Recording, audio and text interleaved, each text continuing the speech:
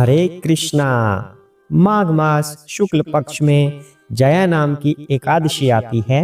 श्रील प्रभुपाद जी के अनुसार यह एकादशी अत्यंत पुण्यदायी और पापों से मुक्ति दिलाने वाली मानी जाती है। पद्म पुराण और अन्य वैष्णव ग्रंथों में वर्णित है कि इस व्रत को करने से व्यक्ति भूत, प्रेत, पिशाच योनि से मुक्त होकर सीधा वैकुंठ धाम को प्राप्त कर सकता है। प्रभुपाद जी ने एकादशी को वैष्णव जीवन का एक महत्वपूर्ण अंग बताया है। वे कहते थे कि एकादशी का पालन केवल उपवास करना ही नहीं है, बल्कि यह हमें कृष्ण भावनामृत में स्थिर रहने का अवसर भी प्रदान करता है। भगवान कृष्ण ने अर्जुन से कहा कि जो भक्त श्रद्धा और नियम पूर्वक जया एकादशी का व्रत करता है वह सभी प्रकार के पापों से मुक्त हो जाता है और अंत में मोक्ष प्राप्त करता है। गुरु महाराज के अनुसार एकादशी का पालन इस तरह से करना चाहिए। प्रातःकाल स्नान करके भगवान श्री कृष्ण, श्री हरि, विष्णु या श्री चैतन्य महाप्रभु का पूजन करें। पूरे दिन हरि नाम संकीर्तन, भगवत गीता और श्रीमद् भागवत का पाठ करें। अन्न, दालें और अनाज का त्याग करें। फल, दूध, मेवा आदि ग्रहण कर सकते हैं। इस दिन भगवान विष्णु का ध्यान और कीर्तन करने से विशेष पुण्य प्राप्त होता है। रात्रि जागरण करने से एकादशी व्रत का पूर्ण फल प्राप्त होता है। पिशाच योनि से मुक्ति का आश्वासन श्रील प्रभुपाद जी देते हैं। श्रील प्रभुपाद जी ने अपने प्रवचनों में बताया कि जया एकादशी की महिमा पद्म पुराण में मिलती है। एक बार देवलोक में इंद्र के दरबार में एक गंधर्व कन्या ने अपशब्द कह दिए थे, जिससे वह पिशाचिनी बन गई। जब उसने माघ शुक्ल एकादशी का व्रत रखा तो उसे तुरंत उस योनि से मुक्ति मिल गई और वह पुनः दिव्य स्वरूप में आ गई। इस तरह से जो भक्त जया एकादशी का पालन करता है वह न केवल पापों से मुक्त होता है बल्कि भगवान श्री कृष्ण की शरण प्राप्त करता है। सभी भक्तों को यह व्रत अवश्य करना चाहिए, क्योंकि यह आत्मा को शुद्ध करने और भगवत भक्ति में प्रगति करने का सर्वोत्तम उपाय है। आइए अब जया एकादशी की व्रत कथा करते हैं, जिसका इतना महत्व श्रील प्रभुपाद जी बताते हैं। एकादशी कथा की ओर बढ़ते हुए युधिष्ठिर ने भगवान श्री कृष्ण से पूछा, भगवान कृपा करके यह बताइए कि माघ मास के शुक्ल पक्ष में कौन सी एकादशी होती है, उसकी विधि क्या है तथा उसमें किस देवता का पूजन किया जाता है। भगवान श्री कृष्ण बोले, राजेंद्र, माघ मास के शुक्ल पक्ष में जो एकादशी होती है उसका नाम जया है। वह सब पापों को हरने वाली उत्तम तिथि है। पवित्र होने के साथ ही पापों का नाश करने वाली तथा मनुष्यों को भोग और मोक्ष प्रदान करने वाली है। इतना ही नहीं, वह ब्रह्म हत्या जैसे पाप तथा पिशाचत्व का भी नाश करने वाली है। इसका व्रत करने पर मनुष्यों को कभी प्रेत योनि में नहीं जाना पड़ता। इसलिए राजन, प्रयत्न पूर्वक जया नाम की एकादशी का व्रत करना चाहिए। एक समय की बात है, स्वर्गलोक में देवराज इंद्र राज्य करते थे। देवगण पारिजात वृक्षों से युक्त नंदन वन में अप्सराओं के साथ विहार कर रहे थे। 50 करोड़ गंधर्वों के नायक देवराज इंद्र ने स्वेच्छा अनुसार वन में विहार करते हुए बड़े हर्ष के साथ नृत्य का आयोजन किया। गंधर्व उसमें गान कर रहे थे, जिनमें पुष्पदंत, चित्रसेन तथा उसका पुत्र ये 3 प्रधान थे। चित्रसेन की स्त्री का नाम मालिनी था। मालिनी से एक कन्या उत्पन्न हुई थी जो पुष्पवंती के नाम से विख्यात थी। पुष्पदंत गंधर्व का एक पुत्र था जिसको लोग माल्यावान कहते थे। माल्यावान पुष्पवंती के रूप पर अत्यंत मोहित था। ये दोनों भी इंद्र के संतोषार्थ नृत्य करने के लिए आए थे। इन दोनों का गान हो रहा था। इनके साथ अप्सराएं भी थी। परस्पर अनुराग के कारण ये दोनों मोह के वशीभूत हो गए। चित्त में भ्रांति आ गई, इसलिए वे शुद्ध गान न गा सके। कभी ताल भंग हो जाता था तो कभी गीत बंद हो जाता था। इंद्र ने इस प्रमाद पर विचार किया और इसे अपना अपमान समझकर वे कुपित हो गए। अतः इन दोनों को शाप देते हुए बोले, ओ मूर्खो, तुम दोनों को धिक्कार है। तुम लोग पतित और मेरी आज्ञा भंग करने वाले हो। अतः पति पत्नी के रूप में रहते हुए पिशाच हो जाओ। इंद्र के इस प्रकार शाप देने पर इन दोनों के मन में बड़ा दुख हुआ। वे हिमालय पर्वत पर चले गए और पिशाच योनि को पाकर भयंकर दुख भोगने लगे। शारीरिक पातक से उत्पन्न ताप से पीड़ित होकर दोनों ही पर्वत की कंदराओं में विचरते रहते थे। एक दिन पिशाच ने अपनी पत्नी पिशाची से कहा, हमने कौन सा पाप किया है जिससे यह पिशाच योनि प्राप्त हुई है? नरक का कष्ट अत्यंत भयंकर है तथा पिशाच योनि भी बहुत दुख देने वाली है। अतः पूर्ण प्रयत्न करके पाप से बचना चाहिए। इस प्रकार चिंता मग्न होकर वे दोनों दुख के कारण सूखते जा रहे थे। दैव योग से उन्हें माघ मास के शुक्ल पक्ष की एकादशी की तिथि प्राप्त हो गई। जया नाम से विख्यात वह तिथि सब तिथियों में उत्तम है। उस दिन उन दोनों ने सब प्रकार के आहार त्याग दिए, जलपान तक नहीं किया, किसी जीव की हिंसा नहीं की, यहाँ तक कि खाने के लिए फल तक नहीं काटा। निरंतर दुख से युक्त होकर वे एक पीपल के समीप बैठे रहे। सूर्यास्त हो गया। उनके प्राण हर लेने वाली भयंकर रात्रि उपस्थित हुई। उन्हें नींद नहीं आई। वे रति या और कोई सुख भी नहीं पा सके। सूर्योदय हुआ। द्वादशी का दिन आया। इस प्रकार उस पिशाच दंपति के द्वारा जया के उत्तम व्रत का पालन हो गया। उन्होंने रात में जागरण भी किया था। उस व्रत के प्रभाव से तथा भगवान विष्णु की शक्ति से उन दोनों का पिशाचत्व दूर हो गया। पुष्पवंती और माल्यवान अपने पूर्व रूप में आ गए। उनके हृदय में वही पुराना स्नेह उमड़ रहा था। उनके शरीर पर पहले जैसे ही अलंकार शोभा पा रहे थे। वे दोनों मनोहर रूप धारण करके विमान पर बैठे और स्वर्ग लोक में चले गए। वहां देवराज इंद्र के सामने जाकर दोनों ने बड़ी प्रसन्नता के साथ उन्हें प्रणाम किया। उन्हें इस रूप में उपस्थित देखकर इंद्र को बड़ा विस्मय हुआ। उन्होंने पूछा, बताओ किस पुण्य के प्रभाव से तुम दोनों का पिशाचत्व दूर हुआ है? तुम मेरे शाप को प्राप्त हो चुके थे, फिर किस देवता ने तुम्हें उससे छुटकारा दिलाया है? माल्यवान बोला, स्वामिन, भगवान वासुदेव की कृपा तथा जया नामक एकादशी के व्रत से हमारा पिशाचत्व दूर हुआ है।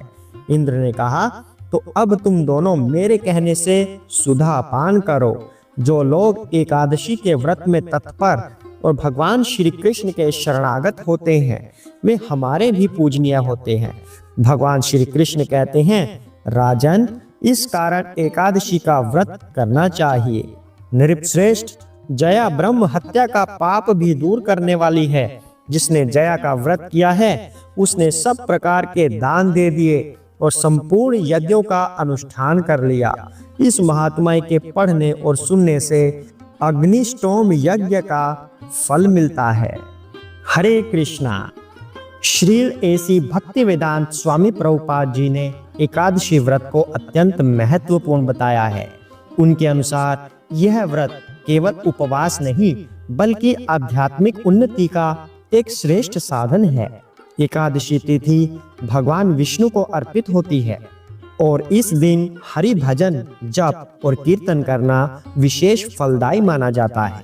श्रील प्रभुपाद बताते हैं कि एकादशी का पालन करने से व्यक्ति के कई पाप कर्म नष्ट हो जाते हैं।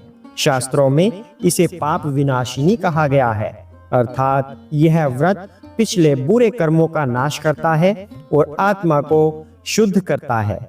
एकादशी व्रत का मुख्य उद्देश्य भगवान कृष्ण की भक्ति में लीन रहना है। प्रभुपाद जी ने कहा है कि केवल भोजन न करना ही पर्याप्त नहीं बल्कि इस दिन अधिक से अधिक समय हरि नाम संकीर्तन, श्रीमद् भागवत का पाठ और अन्य भक्तिमय गतिविधियों में लगाना चाहिए। गुरु महाराज के निर्देशों के अनुसार एकादशी के दिन अनाज, दालें और मसूर आदि का सेवन नहीं करना चाहिए। ऐसा माना जाता है कि ये पदार्थ पापमयी ऊर्जा को धारण करते हैं और एकादशी के दिन इन्हें ग्रहण करने से व्रत का प्रभाव नष्ट हो जाता है। जो भक्त एकादशी का सही प्रकार से पालन करता है वह भगवान श्री कृष्ण की विशेष कृपा प्राप्त करता है। भगवद गीता में श्री कृष्ण कहते हैं, पात्रं पुष्पं फलं तोयं यो मे भक्त्या प्रयच्छति तदहं भक्त्योपहृतम् अश्नामि प्रयतात्मनः। अर्थात जो भक्त प्रेम पूर्वक मुझे पत्र, पुष्प, फल या जल अर्पित करता है मैं उसे सहर्ष स्वीकार करता हूँ। इसलिए एकादशी के दिन भक्तों को सात्विक और सरल आहार लेना चाहिए, जैसे फल, दूध और नट्स।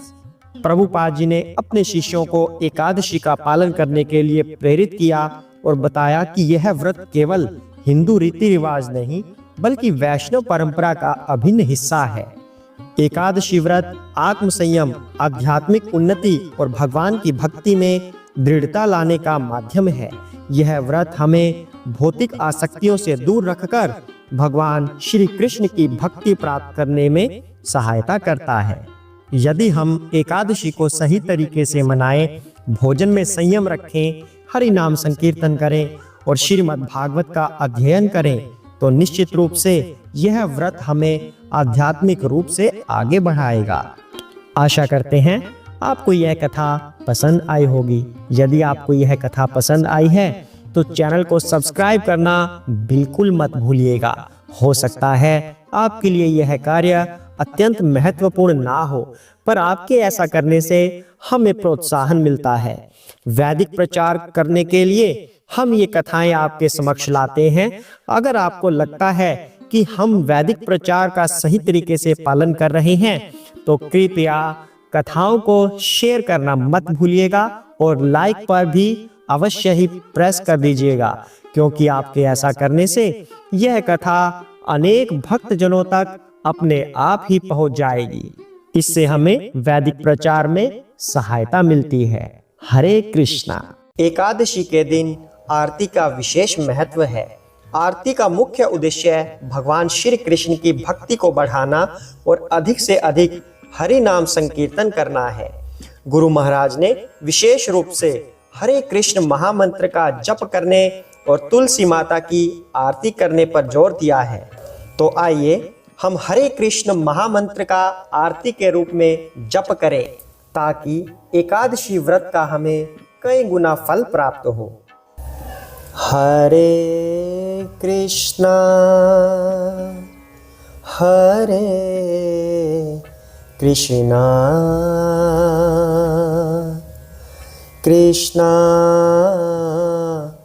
कृष्णा हरे हरे हरे राम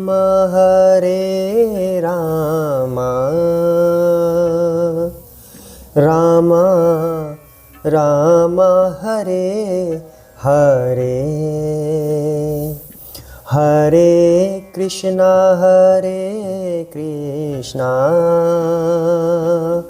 कृष्णा कृष्णा हरे हरे हरे राम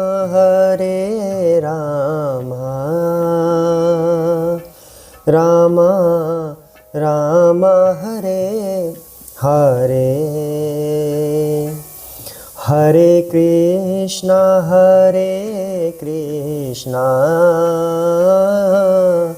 कृष्णा कृष्णा हरे हरे हरे राम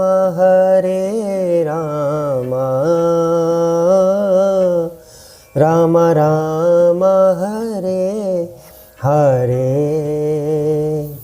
हरे कृष्णा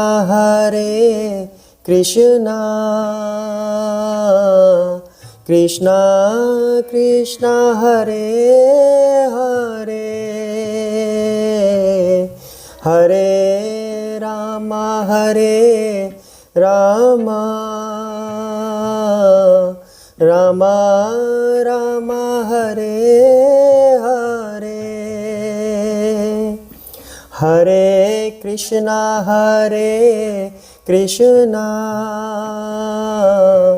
कृष्णा कृष्णा हरे हरे, हरे रामा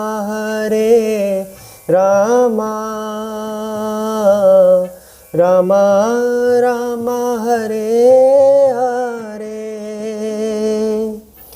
हरे कृष्णा कृष्णा कृष्णा हरे हरे,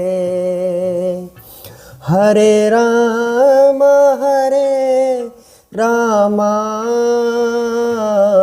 रामा रामा हरे हरे, हरे कृष्णा कृष्णा कृष्णा हरे हरे, हरे रामा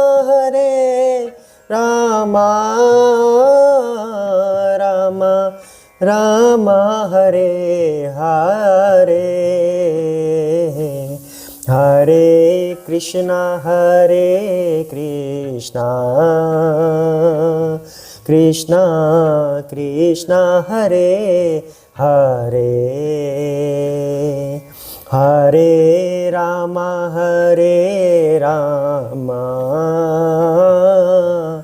रामा रामा हरे हरे, हरे कृष्णा कृष्णा कृष्णा हरे हरे, हरे रामा रामा रामा हरे हरे, हरे कृष्णा।